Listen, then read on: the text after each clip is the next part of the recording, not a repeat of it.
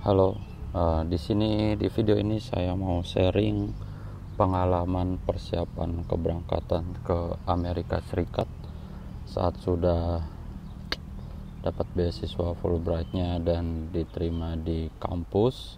Lantas persiapannya itu adalah karena saya dapat fundingnya dari Fulbright, pemerintah Amerika Serikat. Tiket pesawatnya itu sudah bukan di booking, kita bisa minta dipesankan oleh salah satu staf di Aminef. Nanti kita sebut saja mau di tanggal berapa, nanti sama beliau akan dipesankan tiket sesuai tanggal yang kita minta. Itu kan tadi kalau saya dipesankan tiket karena saya dapat beasiswanya itu dari Fulbright, jadi dipesankan nanti dipilihin sama staff di Aminef. Tapi kalau misalnya teman-teman misal dapat beasiswa LPDP yang bisa booking sendiri, pesan sendiri, milih sendiri tiket keberangkatan ke USA, secara umum ada dua jalur yang bisa dipilih. Yang umumnya itu yang via Jepang atau yang via Qatar. Menurut saya itu ya sama aja sih, tapi secara umum saya lebih suka jalur Qatar karena makanannya itu halal semua. Itu yang saya tahu ya, karena saya nanya ke pramugarinya saat pesan makanan apa ini halal atau enggak. Semua makanan di Qatar Airways itu halal ya, wajar ya karena itu dari negara muslim. Kalau di Jepang waktu itu karena kita nggak mesen sendiri, saya nggak tahu bisa request atau tidak, tapi ya saat itu saya cuma ngambil makanan yang vegetarian aja seingat saya. Nah terus juga make sure layover time-nya, jadi waktu singgah dari satu pesawat ke pesawat lainnya kan, karena umumnya tuh akan ada dua transit keberangkatan dari Indonesia ke Amerika Serikat. Pertama dari Soekarno-Hatta, terus nanti transitnya entah di Jepang atau di Qatar. Terus pastikan waktunya cukup. Waktu pertama kali berangkat ke Amerika Serikat itu via jalur Jepang, itu layovernya tuh seingat saya satu di Jepang nunggu 3 jam kalau nggak salah waktu itu. Terus kemarin pulang lewat jalur Qatar itu waktunya juga cukup 3 jam aman. Terus nanti transit kedua itu ada di port entry-nya. Port entry-nya itu tahun lalu saya port entry di Dallas itu cuma 1,5 jam. Itu mepet banget, jadi hampir ketinggalan. Jadi make sure teman-teman kalau bisa mesen tiketnya sendiri itu layovernya itu cukup lah 3 jam, 4 jam, 5 jam mungkin itu akan aman sekali. Kemarin juga saya baru pulang lewat jalur port entry-nya yang tahun lalu itu di Dallas, yang kemarin baru pulang lagi itu port entry-nya di New York.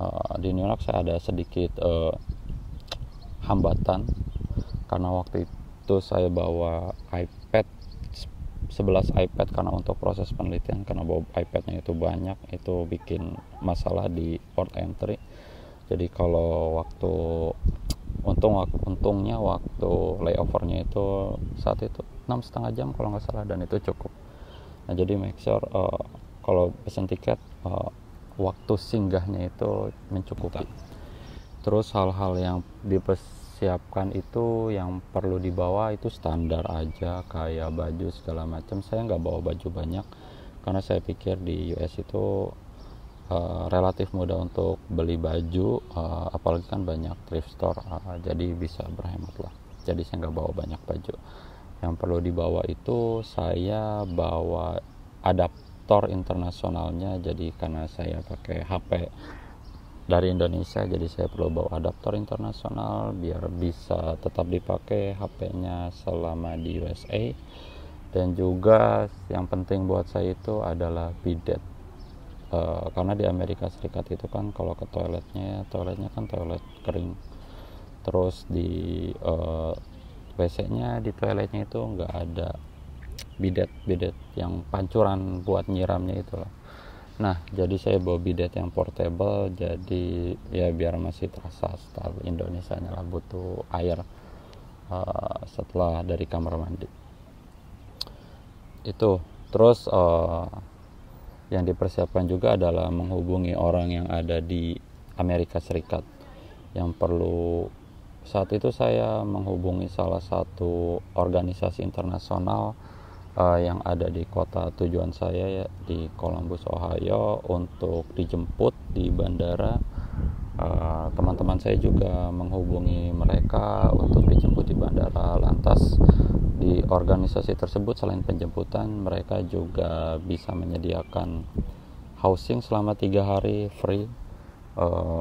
Tapi saat itu saya cuma minta dijemput, dianterin ke apartemen karena saya uh, uh, sudah rent apartemen, jadi tinggal minta diantar ke apartemen aja dari airport. Tapi saat saya lapor ke profesor saya bahwa saya sudah minta salah satu organisasi volunteer untuk jemput saya dari bandara ke apartemen, ternyata profesor saya itu nawarin diri untuk menjemput saya. Akhirnya ya udah saya cancel aja karena profesor yang minta, ya udah saya cancel, minta dijemput sama organisasi tersebut. Akhirnya di bandara saya ketemuan sama profesor saya, terus malam-malam datang dari bandara, terus langsung diajak keliling-keliling sama profesor, terus baru deh beliau anterin saya ke apartemen, keliling-keliling ngeliatin wilayah kampus karena wilayah antara bandara sama apartemen saya itu ngelewatin wilayah kampus dulu. Terus selama di Amerika, awal-awal yang penting dilakukan itu adalah menurut saya beli kartu USA. Itu penting banget beli kartu USA karena salah satu syarat untuk, seingat saya itu salah satu syarat, tolong konfirmasi kalau ada yang menemukan informasi ini kurang tepat, tapi seingat saya itu adalah salah satu syarat untuk buat akun bank di Amerika Serikat. Jadi sebelum buat akun bank Amerika Serikat, saya beli kartu USA dulu. Setelah mengaktifkan kartu, mengaktifkan kartunya juga gampang, nggak kayak di Indonesia. Di Indonesia seingat saya kalau kita mau beli kartu SIM card baru, ya kita kan harus daftar dulu, masukin NIK, terus masukin kakak juga kalau nggak salah ya. Tapi kemarin saya juga baru nemenin istri untuk beli kartu. Cuma kita diminta isi data di tempat aja. Kita cuma diminta pas di counter kartu tersebut.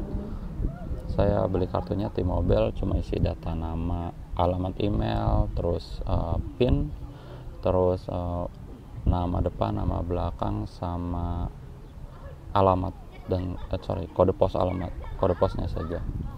Terus setelah dapetin kartu USA, saya ke bank untuk buka akun bank karena itu penting banget untuk dapat tunjangan dari beasiswa.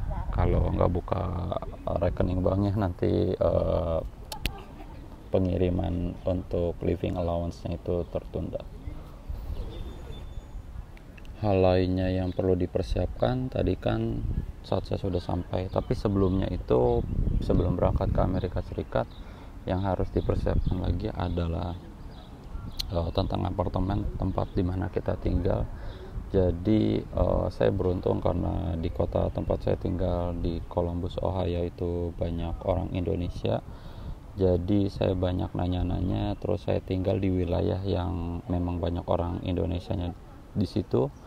Dan saya juga nanya minta rekomendasi dari profesor saya. Beliau menyarankan ada namanya University Village. Nah, di situ juga banyak orang Indonesia tinggal dan beliau bilang itu wilayahnya aman.